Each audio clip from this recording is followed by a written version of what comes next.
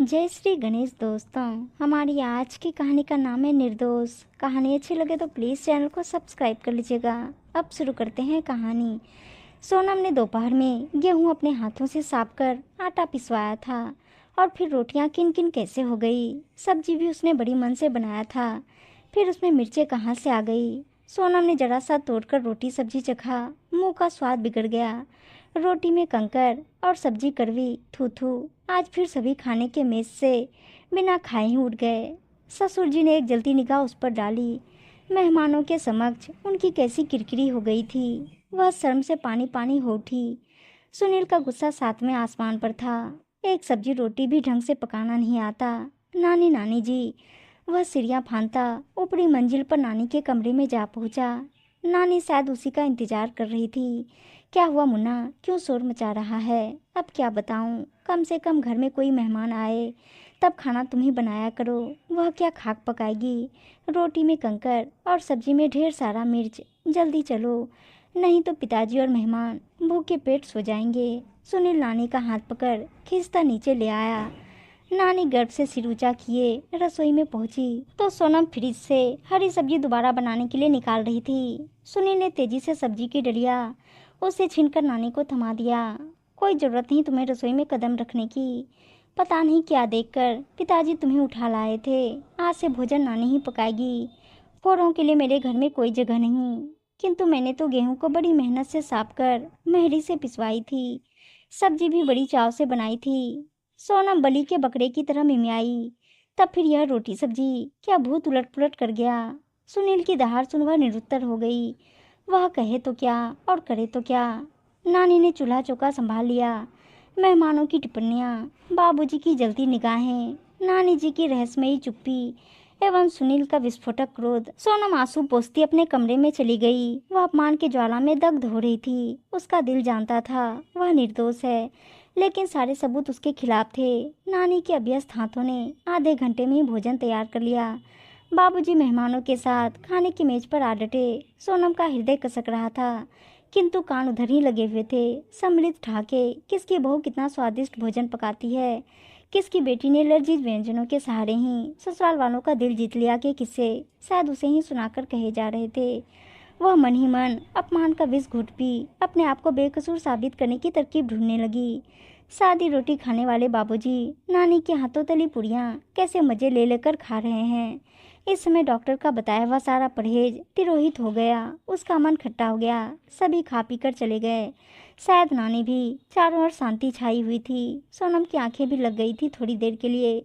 भूख भी जोरों की लगी हुई थी। सुनील सुनील कहाँ है? कमरे की बत्ती जल रही थी। दरवाजे के पट खुले हुए थे। वह पति का इंतजार करने लगी। इसी बीच घड़ी ने 1 का घंटा बजाया। सोनम की तंद्रा भंग हुई। ओह, सुनील नाराज होकर नानी के कमरे में ही सोने चला गया होगा। उसे किसी ने खाने के लिए आवाज नहीं दी। पूछता कौन? उसने इतनी बड़ी गलती जो की थी, जिसकी सजा है भूखे पेट सोना। उसे अपनी माँ की याद आ गई। अगर खाली पेट कोई भी भाई बहन सो जाते तब माँ झट से कह उठती, भूखे पेट सोने वाले के शरीर से चिड़ई बराबर मांस घट जाता है। बिना मुंह जुठाए सोना माँ अपशकुन मानती थी और बगैर खिलाए सोने नहीं देती थी। फलाता बिना कुछ खाए नींद आने से रही और यहाँ वह खाए या नहीं इसकी परवाह किसी को भी नहीं। रुके हुए आंसू पुनः आंखों के कोरों से बह निकले। रात्रि वाली घटना कोई नई बात नहीं थी। पिछले दिनों सुनील को किसी पार्टी में जाना था। सोनम ने बड़े मन से पति के कपड़े धोए, इस्त्री कर हैंगर में लटका दिया। शाम को जब सुनील कपड़े पहनने लगा तब उस पर दाग धब्बे देख बौखला गया। यही पहनकर पार्टी में जाऊंगा, तुमसे एक काम भी ढंग से नहीं होता। पति का चिल्लाना वाजिब था। सोनम हैरत में, साफ सुथरे कपड़े में दाग धब्बा कहाँ से लग गया? घर में कोई छोटा बच्चा भी नहीं है, सिर्फ वह और नानी जी। उस दिन नाराज पति को उसने बड़ी मुश्किल से दूसरे कपड़े पहनाकर विदा किया था। यह घटना भी एक पहेली बनकर रह गई। आखिर यह हो क्या रहा है? कोई भूत प्रेत का चक्कर तो नहीं? विज्ञान की छात्रा अपनी ही दलील पर हंस पड़ी। एक के बाद एक कई छोटी बड़ी घटनाएं जहन में कुलबुलाने लगी। बड़ी प्रेम से सुनील के लिए खीर बनाती है, फ्रिज में ठंडा होने के लिए रखती है। शाम को जब पति के समक्ष परोसती है, उसमें मरा हुआ तिलचट्टा मिलता है। सुनील की भूख गायब हो जाती है और वह तिलमिलाकर रह जाती है। वह बड़ी जतन से सच संवरकर पति के साथ पिक्चर के लिए निकलने वाली है। उसी समय नानी जी के पेट में असहाय पीड़ा उठती है। पति पत्नी जी जान से उनकी सेवा में लग जाते हैं। बाहर जाने का उत्साह फूट जाता है। पिक्चर का समय निकल जाने पर धीरे धीरे नानी सामान्य हो जाती है, किंतु सुनील को अपने पास से उठने नहीं देती। पिछले रविवार को सोनम बाबूजी के कमरे की सफाई कर उनकी चीजें करीने से संभाल मन ही मन बेहद प्रसन्न थी। आज बाबूजी अवश्य उसे हृदय से आशीष देंगे। वह रसोई में चाय की तैयारी कर रही थी। उसी समय बाबूजी हाथ में टेबल घड़ी लिए चिल्ला पड़े, मेरे कमरे की सफाई किसने की? उनके मनोभावों से अनजान सोनम उत्साहित हो बोल पड़ी, मैंने बाबूजी। इस घड़ी को तोड़ने की तुम्हारी हिम्मत कैसे हुई? यह घड़ी सुनील की माँ की अंतिम निशानी है। बाबूजी क्रोध से थर-थर कांप रहे थे। उनके विस्फोटक क्रोध के आगे सोनम का निर्दोष भोलापन फीका पड़ गया था। वह सिर झुकाए चुपचाप सुनती रही, अपनी सफाई में एक शब्द भी नहीं कह पाई। उसी वक्त सुनील भी ऑफिस से आ पहुंचा और सोनम को खरी खोटी सुनाने लगा। सोनम स्तब्ध, उसने घड़ी को पोंछकर टेबल पर रख दिया था। फिर वह टूटा कैसे? ऐसे मौकों पर नानी एकदम चुप्पी साध लेती या धीरे से कुछ टुसुक देती, उसका भोला मन आहत हो जाता। सोनम का आत्मविश्वास डोलने लगा था। इस प्रकार की घटनाओं का आपस में तारतम्य बिठाती वह गहरी सोच में डूब गई। अपनी कार्यकुशलता का विपरीत परिणाम देख वह कुंठित होने लगी। खैर, आज कुछ मेहमान आने वाले हैं। सोनम बेहद तत्परता से भोजन बनाने में जुटी है। आज वह सारी शिकायतें दूर कर देगी। आज वह बाबूजी और सुनील का दिल जीत कर रहेगी। कुछ काम है बहू। नानी के मिश्री घुले बोल पर वह चौंक उठी। नहीं नानी जी, मैं सब संभाल लूंगी, उसने विश्वास पूर्वक कहा। बस भोजन तैयार है। वह खुश थी।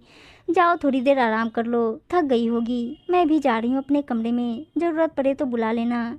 नानी कमर पर हाथ रखे चली गई। जी नानी जी।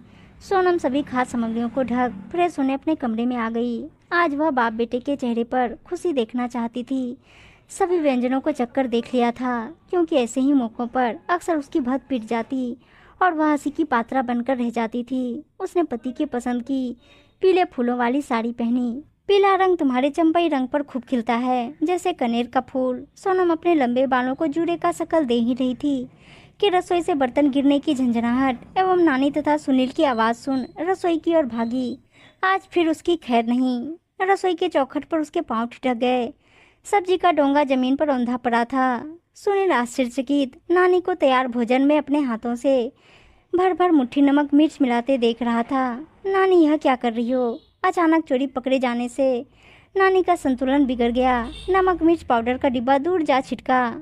नानी यह निस्ता तुम करती हो और हम जलील करते हैं सोनम को। आखिर क्या बिगाड़ा है मेरी सोनम ने? सुनील दुखी हो बोला, इस घर में सोनम राज करे यह मुझे बर्दाश्त नहीं।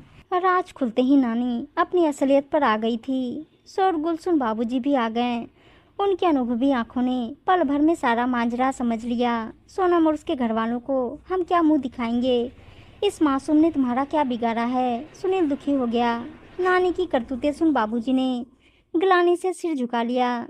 जिसे उन्होंने सड़क से उठाकर पनाह दी, उसी ने उनके साथ गद्दारी की। इतना घिनौना खेल खेला।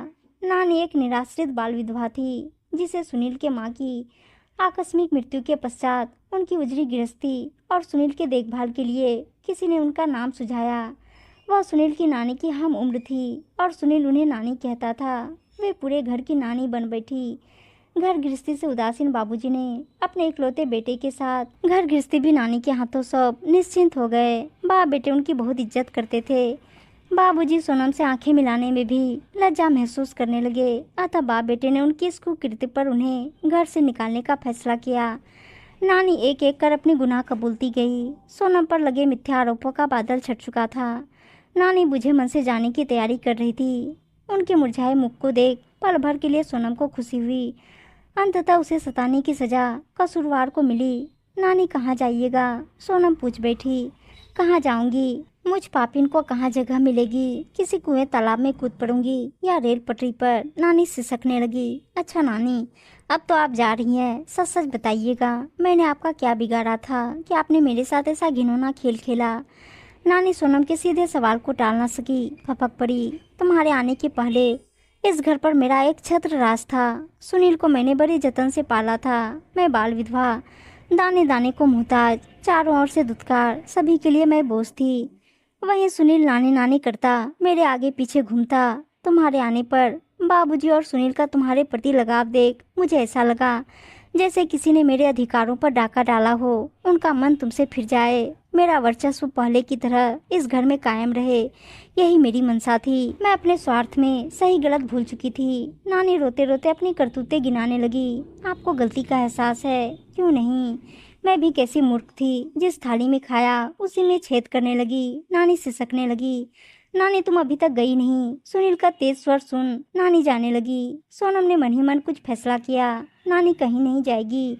माना कि उन्होंने मेरे साथ बहुत बुरा किया, किंतु उन्हें अपनी गलती का एहसास है। दिलों के रिश्ते इतनी आसानी से नहीं टूटते। मैं आपकी बहू बनकर आई हूँ, प्रतिद्वंदी नहीं। आपका इस घर में वही स्थान रहेगा जो था। मैं गृहस्थी कार्य में कच्ची हूँ, मुझे आपके मार्गदर्शन की जरूरत है। बाबूजी और सुनील चुप। बाबूजी एक आग्रह है, यह बात घर से बाहर नहीं जाना चाहिए, नहीं तो नानी जी जैसे बेसहारों को कोई भी सहारा नहीं देगा। कोई किसी की मदद अपने घर की सुख शांति दांव पर लगाकर नहीं करेगा।